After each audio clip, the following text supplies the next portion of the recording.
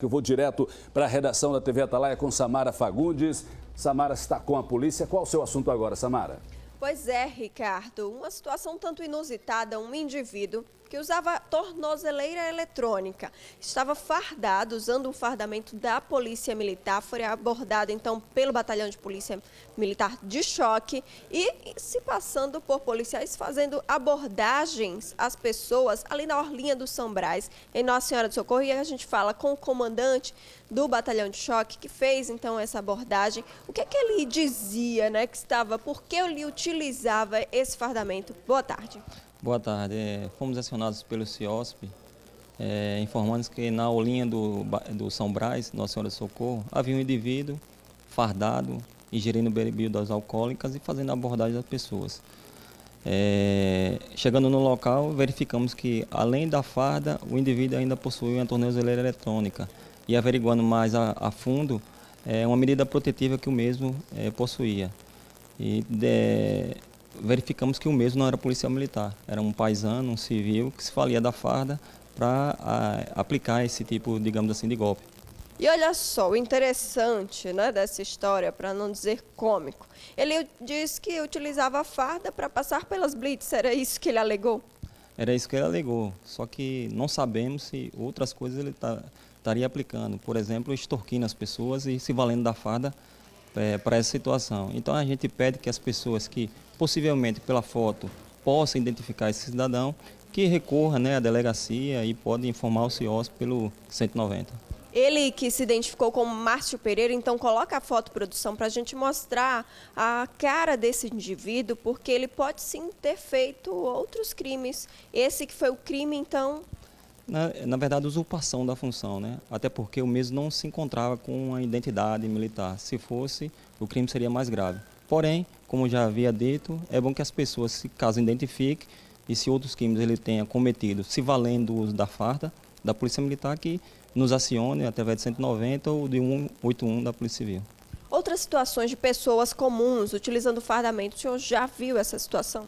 Já presenciamos outras situações, né, até mais graves, né, cometendo assaltos, mas esse aí da situação do indivíduo bebendo e fazendo abordagem, e sozinho, né, foi uma situação inusitada. Foi inusitado e também pelos motivos ele foi então levado à central de flagrantes. E fica então esse alerta, né, as pessoas que identificarem. E como segue o fardamento da Polícia Militar, né, já que esse indivíduo já estava até com a patente de sargento? Então, não há como um cidadão comum conseguir um uniforme desse se ele, ao chegar a umas lojas que vendem, os bazares, né, ele não tiver identificação do policial. Então, só é vendido esse uniforme se o cidadão se identificar, né, o policial militar se identificar. Perfeito, então, muito obrigada, Major Santos Júnior e comandante do Batalhão de Choque aqui em Sergipe. Ricardo. Obrigado, Samara Fagundes, direto da redação da TV Atalaia. Me acompanhe que eu vou aproveitar esse gancho para conversar com o Coronel Maurício Nunes, nosso consultor de segurança pública. E casos como esses não são, assim, novidade. De vez em quando tem sempre acontecido muita ousadia da pessoa se passar por policial. É verdade, Ricardo. As pessoas devem ter o máximo de cautela, né? Porque a farda, conforme dito, de certa forma, é fácil a aquisição, lógico. As lojas para vender esse fardamento só podem vender com a identificação do policial. Lógico, existem pessoas que às vezes compram para uma outra atividade, acabam colocando a simbologia da Polícia Militar e literalmente se passando por policiais. É importante que as pessoas tenham compreensão e até mesmo peçam a identificação, né, Ricardo? Até um modelozinho para que você possa apresentar, né, a nova carteira. Semelhante à CNH, carta, exatamente. A CNH, né? Tem as mesmas características, papel moeda.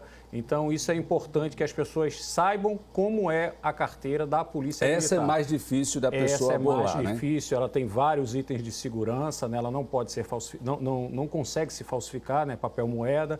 Então, essas são as características necessárias para que as pessoas possam saber também e não cair na história como esse cidadão, né? Que se passou por sargento, comprou o fardamento, na maioria das vezes até mesmo deve ter andado de ônibus com tornozeleira. Você veja, né, a ousadia. Algumas das vezes, Ricardo, também ocorre de pessoas que possuem um certo distúrbio né? Não estou dizendo que é este caso, mas já ocorreu em outras ocasiões, né? Você vê que ele teve algumas preocupações no fardamento, né?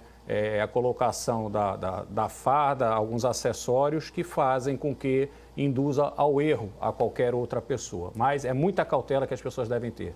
Coronel Maurício Yunes, eu quero mudar de assunto, falar sobre outro assunto que tem preocupado bastante o pessoal ali de Itabaiana. Na verdade, o número de assassinatos, apesar da Secretaria divulgar números que houve redução se comparado a outros anos, mas assim, o número de crimes violentos este ano e os crimes violentos têm chamado a atenção. Inclusive, a gente vai falar de Itabaiana. Mas segura aí que eu vou chamar agora o recado da SACEL. Estamos de volta. Coronel, ontem, domingo, em Itabaiana, ocorreram 3 assassinatos. Teve um duplo homicídio e depois mais um homicídio. Tudo jovem, né? E acaba levantando aquela questão que a gente sempre fala do número de homicídios no estado. E em Itabaiana, recentemente, disparou. Casos como esse sempre têm ocorrido, mas quando vem o caso de um secretário de município que foi executado, aí acaba levantando toda uma questão. Opa, alguma coisa está acontecendo, alguma coisa saiu do eixo. Ricardo, infelizmente, né, os grandes crimes, eles passam a chamar mais a atenção.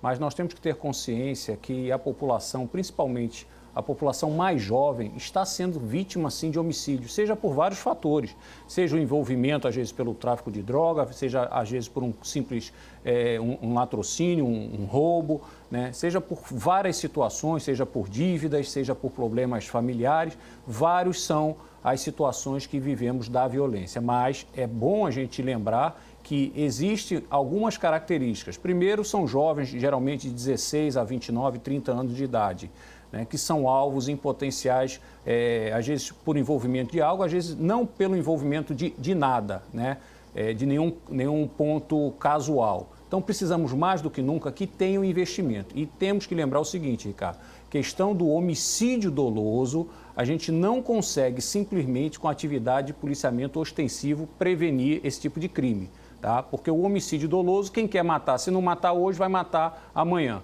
O que se previne muitas das vezes com a atividade de policiamento ostensivo são os assaltos, são os roubos, que a presença da polícia inibe aquela ação naquele determinado local. Os homicídios dolosos, ou seja, aquele que tem a intenção de matar, quando a pessoa não quer matar naquele dia, naquele momento, ela vai escolher uma nova oportunidade, mas o alvo dela, aquela pessoa, vai ser vítima. Como se encaminha isso? Não tem outra solução senão o encarceramento. Essas pessoas precisam ser presas e ficar presas por um longo tempo, né? Nós não podemos aceitar que existam vários homicídios cometidos por uma única pessoa. E isso é o que nos deixa a grande interrogação e acaba gerando um grau de violência. Para a gente encerrar, Coronel, agora são vários homicídios, todos têm que ser investigados, independentemente do motivo.